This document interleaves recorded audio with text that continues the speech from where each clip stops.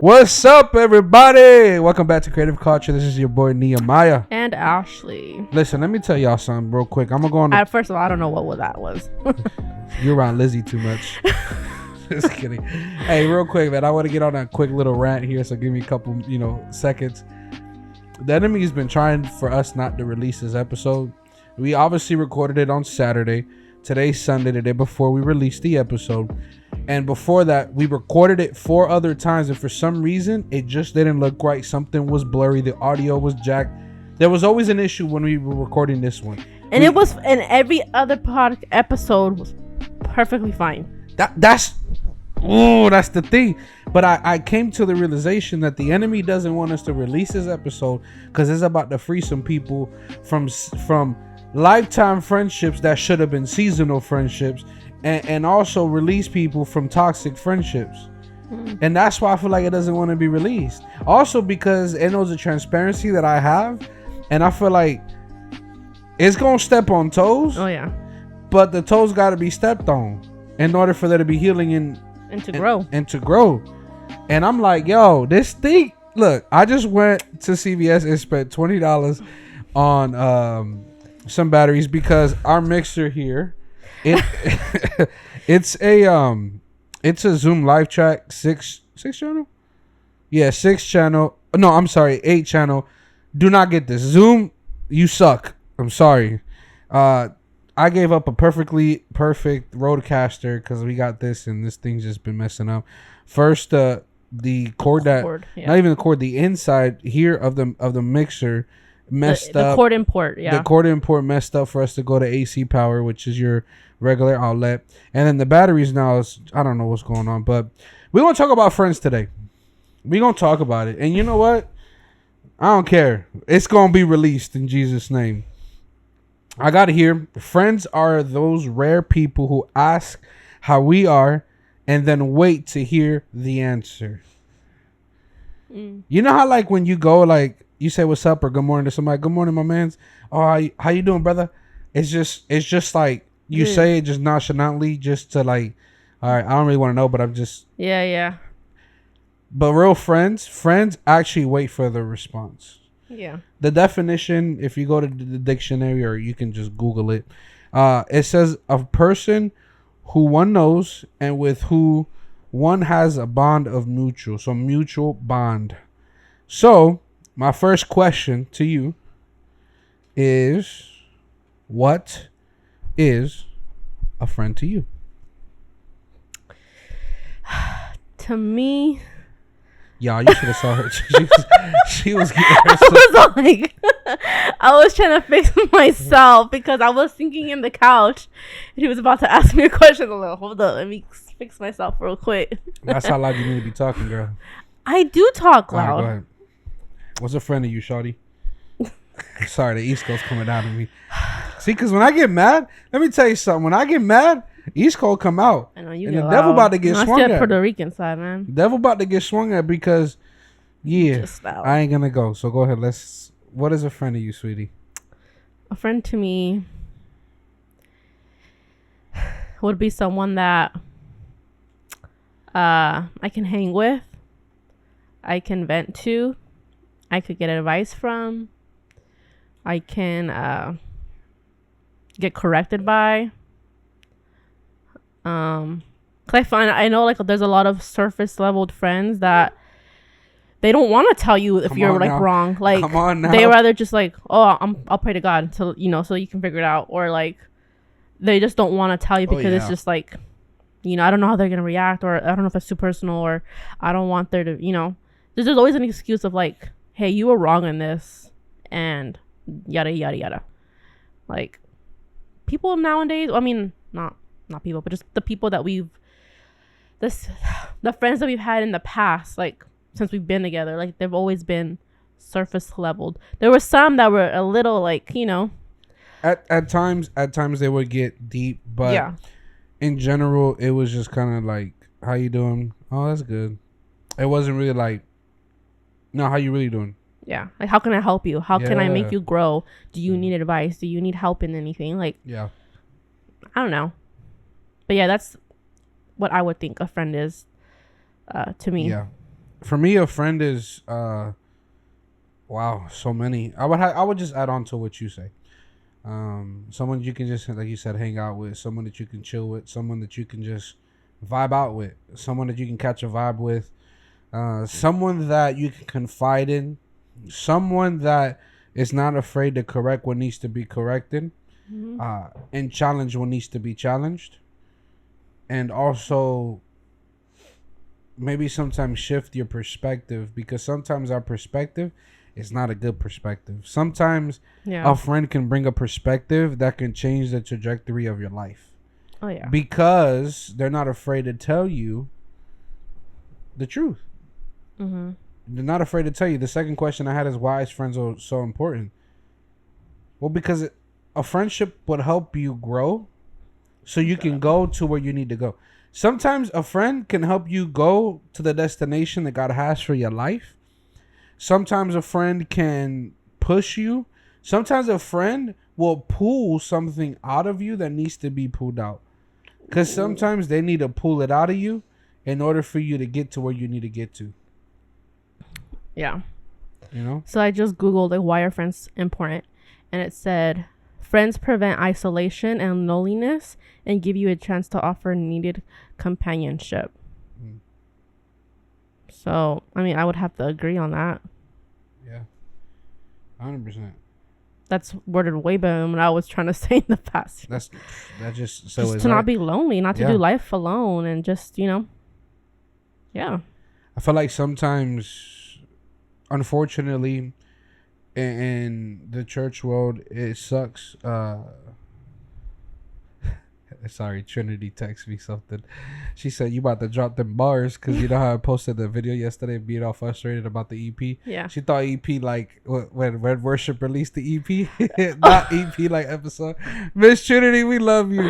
But I forgot what I was going to say. I don't know what I was going to say, because I should have glanced at the message. But I just believe, like, wholeheartedly, man, the reason why I got out of my depression, the reason why I got out of the reason why I get out of my own head, or I've gotten out of my own head, is simply because of the friends that I have around me. I've had around me. Some of them have been seasonal. Some of them have been a lifetime. Some friends are meant for a lifetime. Some are meant for seasons. And with that, I've had so many seasonal friends. Oh, yeah.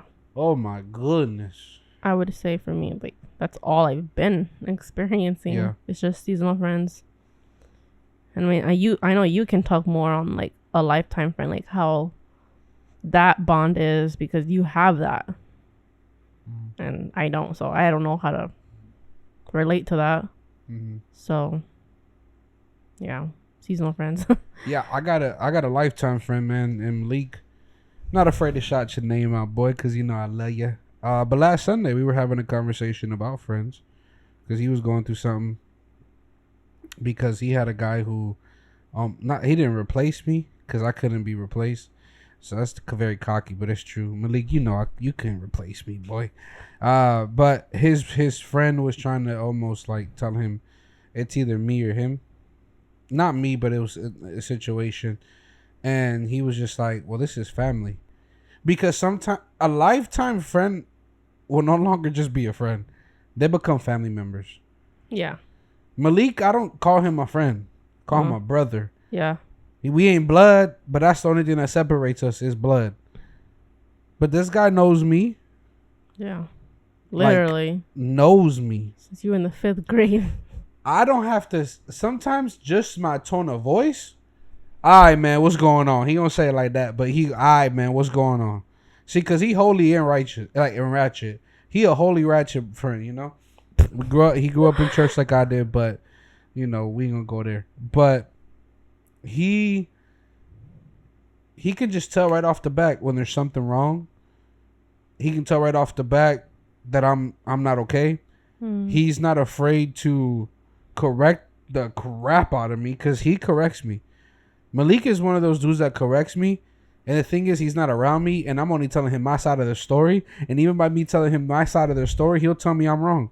And I'm like, how? Because I just made myself look really good in this story. You know, I'm not saying I do because I don't, but I'll tell him, am I tripping? He's like, no, you really out of pocket. And I'm like, what you mean I'm out of pocket? And then he'll tell me why I'm out of pocket. He'll explain to me the reasons why I shouldn't be that way, why I need to grow from there, why this and that and the third. Because that's a lifetime friend. Someone who's not afraid to correct me. Someone who's not afraid to tell me the darn truth, even when it hurts and it burns. Because that's a lifetime friend. Now, I've had some seasonal friends who have been incredible for a season. But I've had some seasonal friends, and Pastor Ron preached about it today, who will become your enemy. And when they become your enemy, sometimes they're supposed to be your enemy. Because your enemy will push you to your destination. Will push you. It's like a step. Yeah. I've had some friends, man, that I can genuinely say right now, brother, you're no longer a friend. You're an enemy. And I'm not saying that like, oh, I hate them and they hate me. Oh, no. Yeah. No. But I'm saying you were an enemy. Because some of them even used me to get things out of me. Or to make them look better. Ooh, say that again. Yeah, to make them look better. And I feel like that happens a lot in church friend groups. Like, hold up, I didn't grow up like this. Like, what is this? Like, you know? So it was like very, like, what? See, I try not to bring the hood sometimes into the church because sometimes my street mentality can overtake sometimes the spiritual mentality. And the hood mentality, the street mentality is not a good mentality to have sometimes. And I've had a lot of conversations with people where I've confided in them, friends who I have told my deepest, darkest secrets, and then later on they use it against me. And then I realized, oh, you're just an enemy. And Pastor Ron made us realize that a lot today. Now, he said a lot more stuff, but man, he was. It almost like blows my mind when I see people who are once your friend and closest to you are now the furthest from you, and even have used your calling.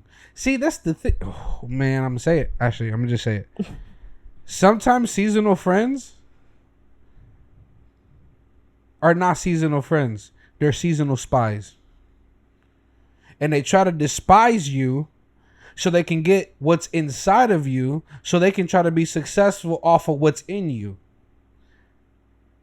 Because when you don't believe in what you're calling, when you don't believe what's God's ordained thing for your life, you will try to use other people's gifts and talents to push you to a level of success that you'll never reach. Because when you're not called to it, you can't go nowhere from it.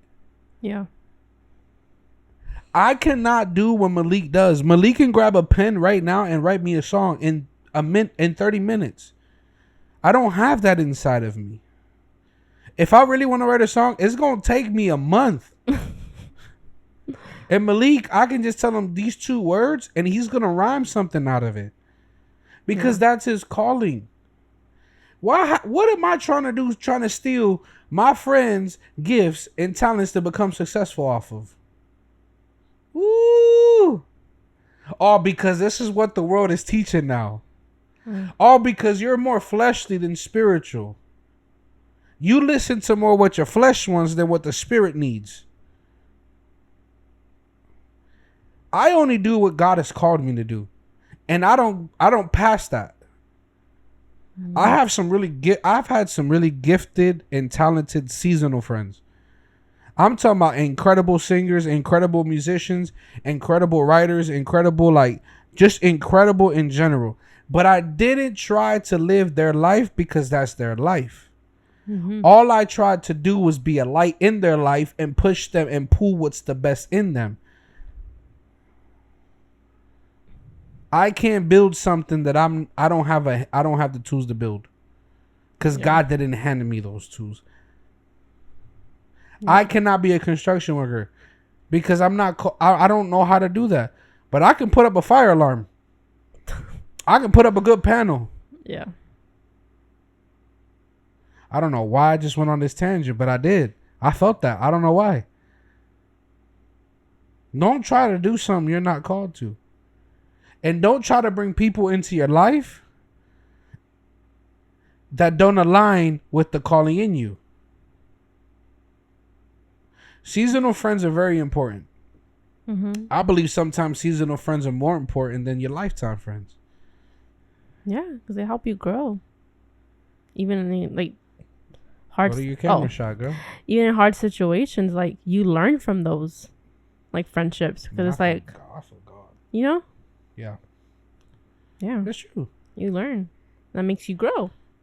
Don't mistake a seasonal friend for a lifetime friend, because the moment you try to make a season a lifetime, your lifetime will be spent miserable because you're trying to keep someone that doesn't belong there. Mm-hmm.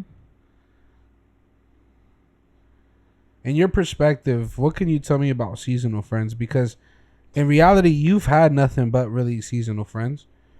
That's kind of all you've dealt with. You don't, unfortunately, have a lifetime friend. I mean, you do. You're looking right at him. But I'm your husband, you know. Of course, obviously, I'm your best friend. But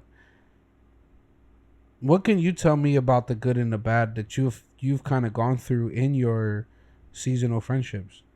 And I promise you, this is gonna get more positive because you might think it's negative, but it's not.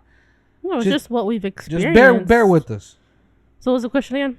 So, in your perspective, or in what you've gone through in friendships that have been seasonal, just speak about it a little bit, because I believe you've gone through a lot of seasonal friends. Like, I think more than what some people should go. Honestly, you shouldn't have had to go through what you've gone through with seasonal friends. And that's why that conversation on Friday, which we are going to get to, because I believe God had that happen on purpose. He allowed it. God didn't cause it, but he allowed it. What I had felt. Yeah. But talk about seasons before we talk about that. So, seasonal friendships. Yeah, like you said, I did. Unfortunately, I have, gone through many seasonal friendships, and it honestly sucks, because I feel like by that I feel like I feel so closed in. Like, it's hard for me to open up, because it's like, I don't know if you're gonna leave. I don't know if you're a seasonal friend, and I don't want to get so close to you and open up that for what, just for you to leave. Like, I don't know, it just sucks. It honestly just really sucks. And I don't know how it feels to have that lifetime friend, or that friendship that you have this close bond with, that you text and call and hang out with, like, pretty much every day or whatever. But, like, I don't know how that feels. So it sucks. Not gonna lie. Especially, like, as a woman, I know us women deal with a lot of more of, like, emotional. Y'all just emotional, yeah. And, like, it sucks sometimes. I just hold it in because I have no one to talk to about it. And then I just end up being in my own corner, just trying to, like, you know what I mean? No, I get it. For you don't open up because you're afraid of that. You almost fear, like, well, you're going to leave me anyways, because that's all you've had. Exactly. And that's why I feel like some people, I don't know if people think I'm just, like, not approachable. I mean, I'm approachable, right? Yeah. But, like, you've gotten there, because I believe in the beginning you weren't. I believe in the beginning, I would say up to, like, maybe 2 years ago, you weren't really. You were really. I kind of was just like a. Yeah. Yeah, like, I don't know. I just felt like I was just, like, very. I feel like people maybe thought of me kind of being, like, stuck up-ish, or. Yeah. Just, like, oh, she's too good, or, like, she thinks she's, like, I don't know. I don't know if that was just, like, me thinking, until they get to know you. Once they get to know you, they know that that's far from who you are. Because I've, like, heard people, like, Even like back growing up, like people are like, oh, smile but more, smile, like be more like, you know, people think that you're like, I don't know, like it's kind of like rude or like. People really thought that about you. Yeah, like, yeah. It's crazy. Can we talk real quick about Friday? Sure. Because I believe this has to do with friends. Obviously, it has 100% to do with friends. You told me on Friday. We were sitting here on the couch. And I was, what's wrong? And it was like midnight or 12:30 or something. It was like 11 something. You kept telling me nothing. Like, I kept asking you what was wrong. Did you feel like... I felt it in my spirit, bro. Like, I just felt like there's something wrong. You just want to say it. I thought I did something wrong. No. I don't know. I always be thinking I do something wrong. I don't you know. always be doing something wrong. I'm just saying some stuff, and sometimes I don't do stuff that I probably should. Like, she probably mad. And that kind of goes up to like what you told me yesterday too. What? In the car. What? It has nothing to do with friends, but like what? Just say it. About what you were saying. Oh, I feel like you don't appreciate me. Oh, we had that, yeah, but we got, which I do. No, we ain't gotta talk about. It was an honest moment. Like I felt like we can talk about it. We can talk. That's a good topic to talk about. Ooh. But So like on Friday, I said, "Man, my wife is not okay. What's going on?" And you're like, "Nothing, babe. Nothing's wrong." And I'm like, "Okay." I waited 20 minutes. What's wrong, babe? Nothing. Okay. Waited another 20 minutes. What's wrong, babe? No. The third time I asked you, what's wrong? You just said, I don't know. I just feel alone. Mm-hmm. I immediately knew that was the enemy trying to play with you. Like, I immediately caught that. And I asked you why. So, explain why you felt alone. And then I'll explain my part. So, yeah, I don't know. I feel like ever since you've like told me, like every time you speak like something, like it always like comes to past. Like, yeah, it happens. You have been speaking things for the last 2 months, bruh, that have come to past. Yeah. I know, and that's why I feel like on Friday, I don't know why, but I don't even know how I even started thinking or started feeling that way. I think it was just, I don't even know. I think I was watching something. I don't know, honestly. That's why I tell you all the time to be careful what you watch. That's why I tell you all the time. But it had nothing to do with that. Be careful what you watch.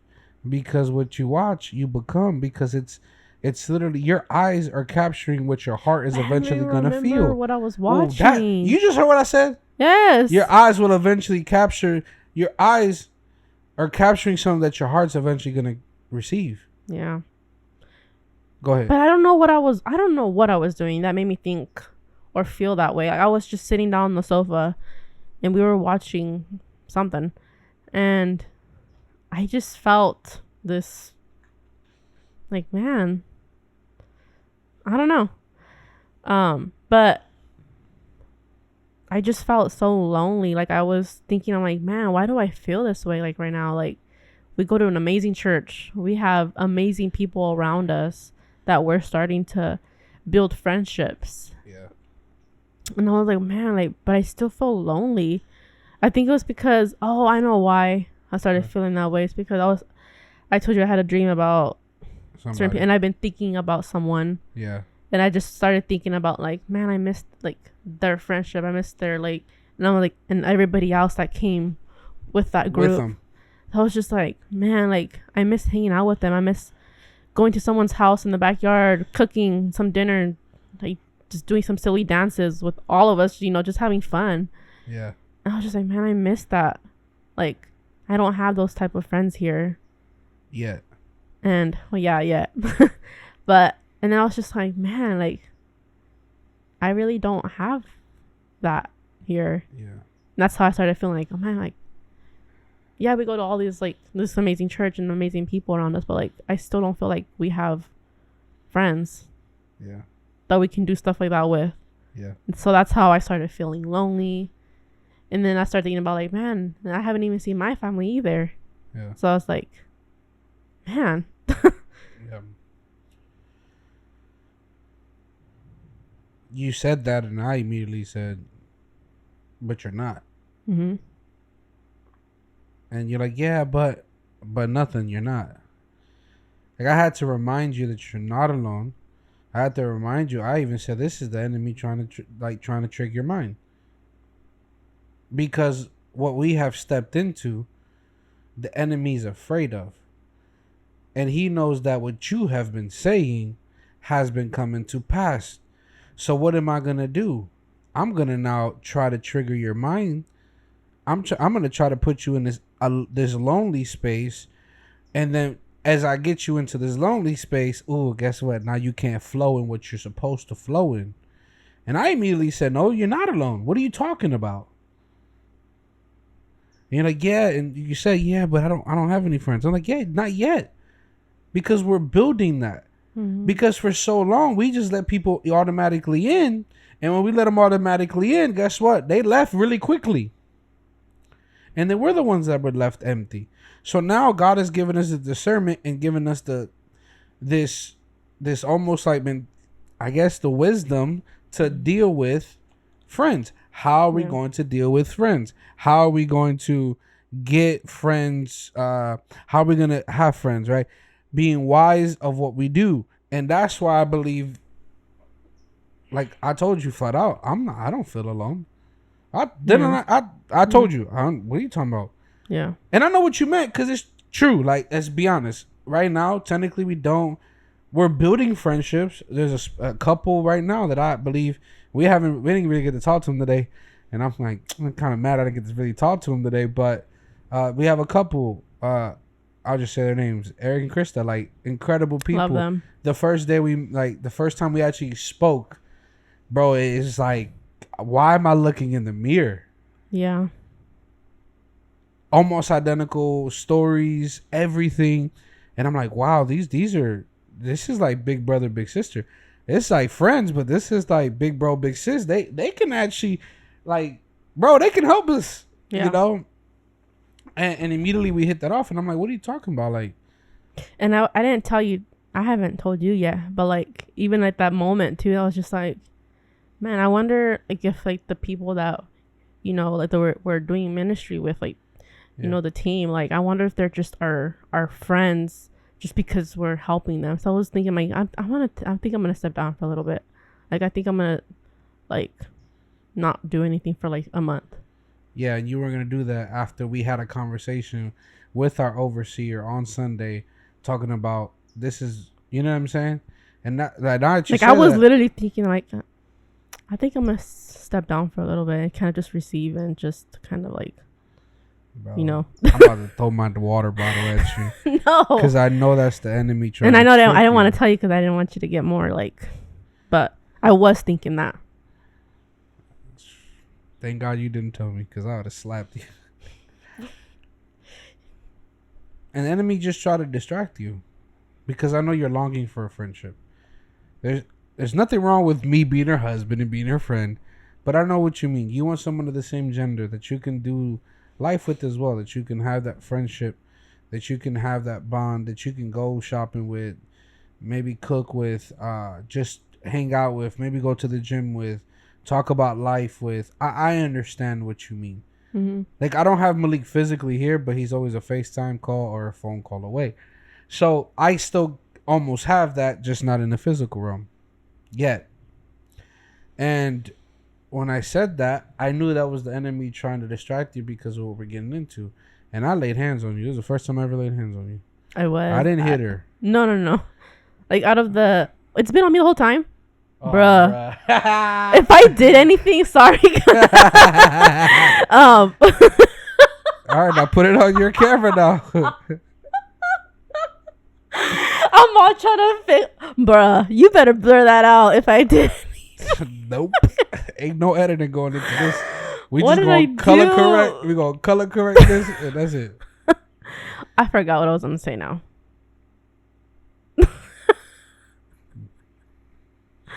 What were we saying? I don't know. It was just funny because you said it was on you the whole time.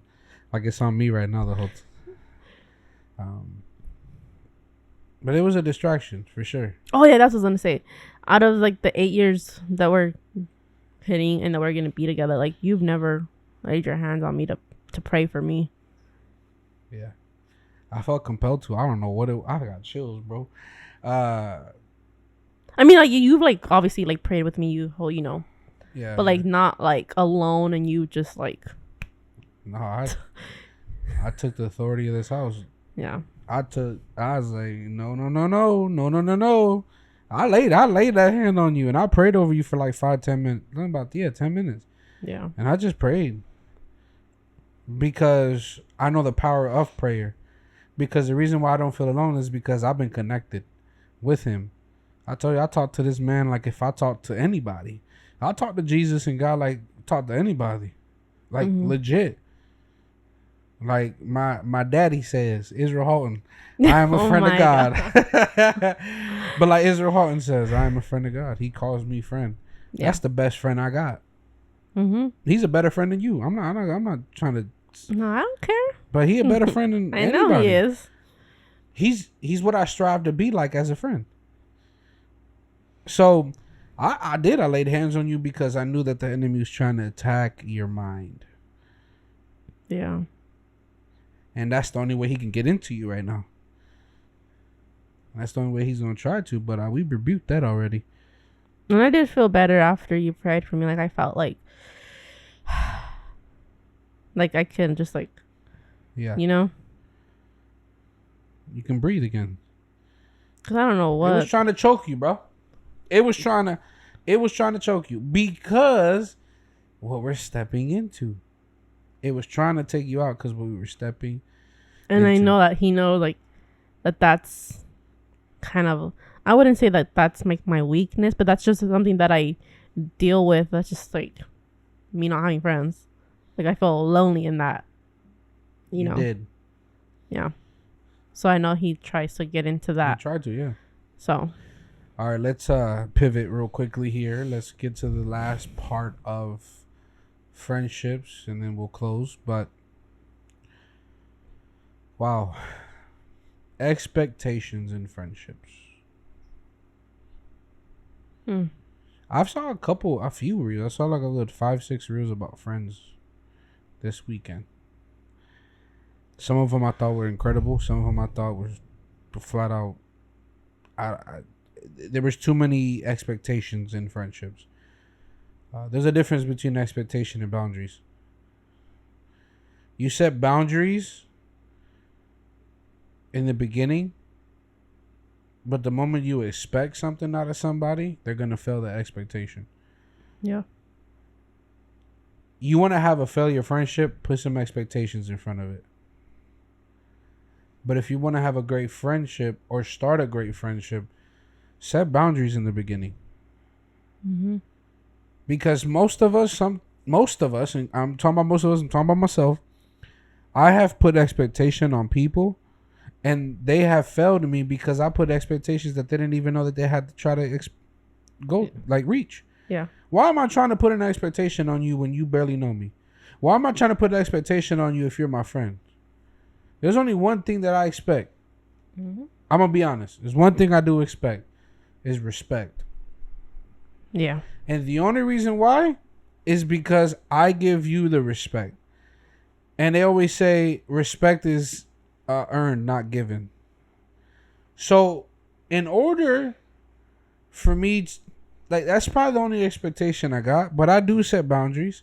I do set levels of boundaries where I'm like, okay, they're not going to, this is the boundary that I'm going to have with them until I know I can trust them or until God gives me the green light and says, okay, you can keep pursuing this. Because what's the point of having expectations in a friendship when you know it's going to fail you? Yep. I can't expect certain people to do things that I just shouldn't. I just shouldn't. What you think about that? So expectations? I mean, I agree with you. I mean, it's only gonna fail, and you're just gonna end up just being hurt by it, and just I don't know. Yeah. Everything you said was I agree with everything you said, and I feel like it happens a lot in churches. Yeah. And it sucks because it's like church is supposed to be like somewhere where you get lifted, bro, and you get healing from. But I feel like at times you get hurt more at church. They say that the church is a hospital. Yeah, for broken people. And sometimes they have to re-break your arm before they fix your arm. Oh. So sometimes your heart has to be broken before it's completely repaired.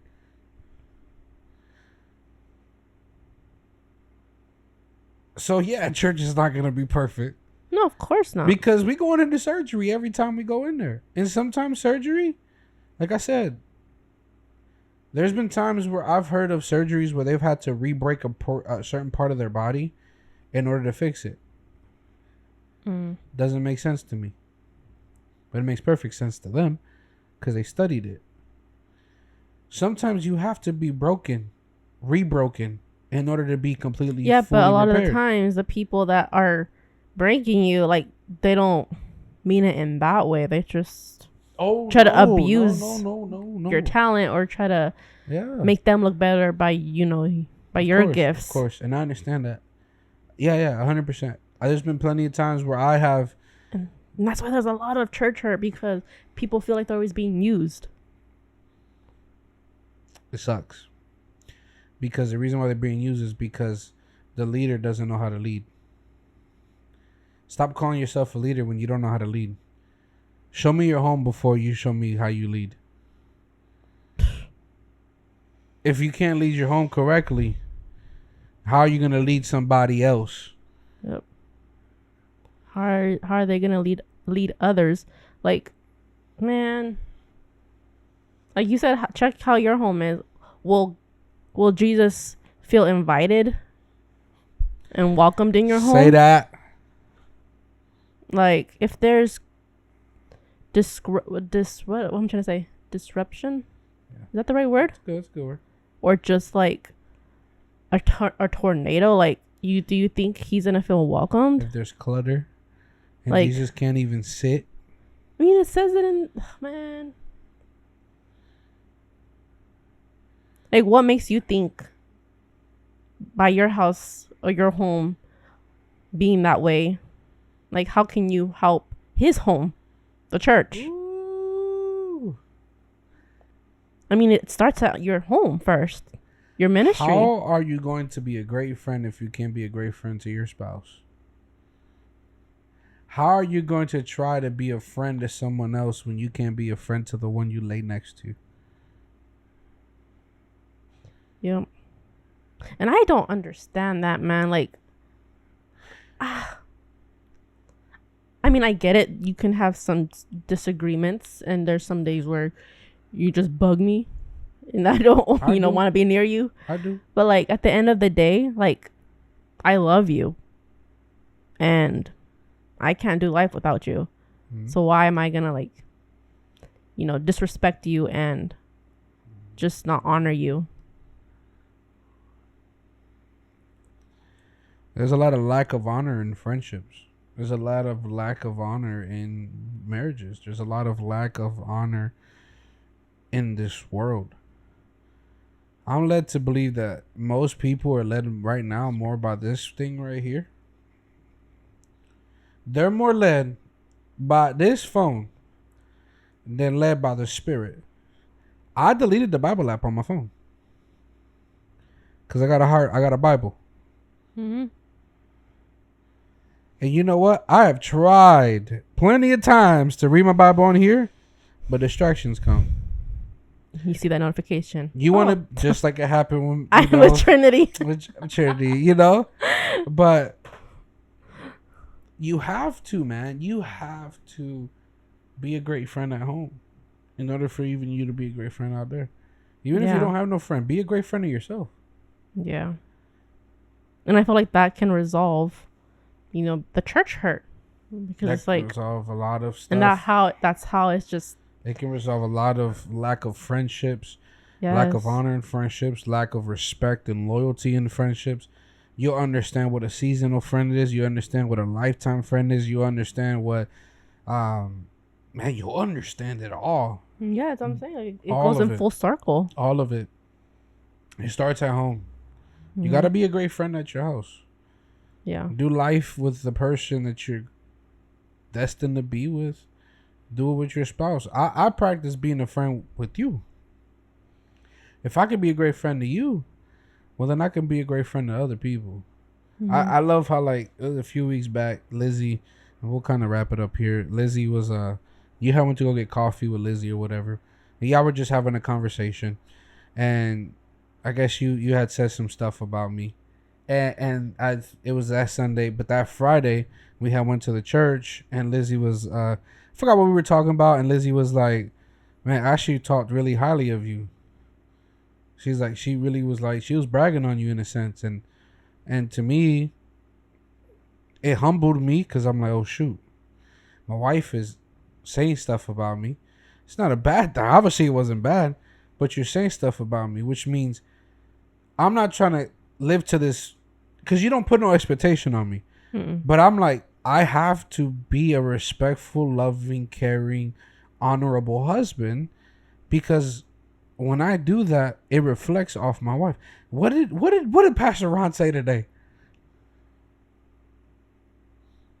About the enemies? No, about the reflection. We are men are the reflection of the church. Yeah. Right? Men are the reflection of the church. The wife is a reflection of the husband. Yep. So if my wife, he said, I can tell if your house is a wreck by your wife. Yeah. I can. When he said that, yes. I said, ouch! Which means the only way I'm going to be a great friend is if I'm a great friend to my wife. Because the way that my wife responds when I'm not in the room will show you my character before I even walk into the room.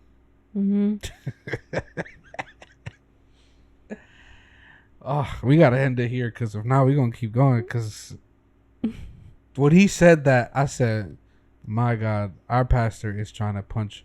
He punched somebody. He punched me in the face. This enemy series has been like, dude, how do you know? It's weird because God has confirmed everything we've already talked about, things we've already written down, things that we've gone through in our life, things that we're stepping into in our life. And It's all come through literally this series that's already, 6 weeks, 8 weeks long or something like that. I know, and we're continuing it again because we didn't finish. Next week is the last week, and it's just like, man, it's helped me so much because it helped me realize a lot. Because honestly, sometimes we're our own enemy. Sometimes our mind is our own enemy. Sometimes the person next to us is our enemy. And he talked about it. And sometimes some of those friends that you call friends, they not your friend.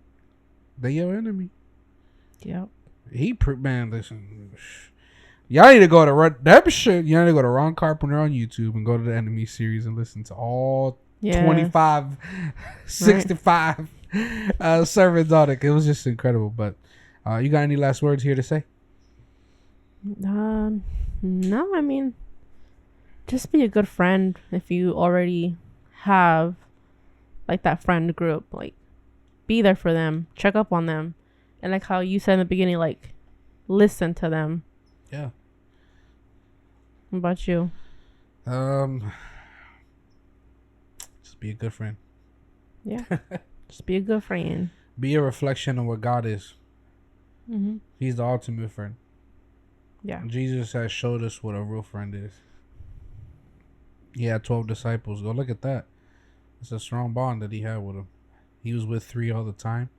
For the most part, he was with 3, most of them. But listen, man, be a great friend. Communication is key. Honesty is key. Yep. No expectation is key. Being corrected is also key. Being challenged is key. A lot of keys, man. Sound like DJ Khaled. I got the keys. No, but thank y'all for watching another episode here at Creative Culture. We believe creatives like you and I can change the culture we live in today. The moms, you are creative. Dad, you are creative. Hey, construction worker, you're creative. Hey, bakery lady, you are creative. Hey, postal service, office man, lady, sir, whatever, you are creative. Whoever's watching this right now, You are creative. So you be a part of changing this culture. And we see you on the next one. Peace. Bye, guys.